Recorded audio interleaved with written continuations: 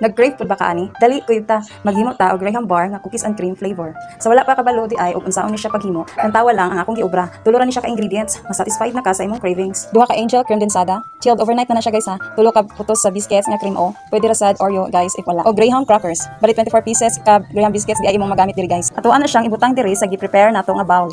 Yung nana iya itsura sa atong condensada guys ha. Pag i-chilled nato siya overnight or 6 hours. Nindot kayo ang result ana sa atong pag-mix ron sa atong cream. Ug ma-achieve sad nato ang kabaga sa atong Graham bar. Atuan na siyang kilukon kay anugon ang namilit guys. Kay apil na siya sa bayad. Ug karon atuan na siyang i-mix diha gamit atong hand mixer and i-adjust lang nato siya sa high speed. Imikos-mekos lang na nato hantod na mag-double size ang atong cream. 5 to 7 minutes ingon ani na siya guys ang resulta sa imong cream. Modoble na siya. Basta chilled ang cream 6 hours.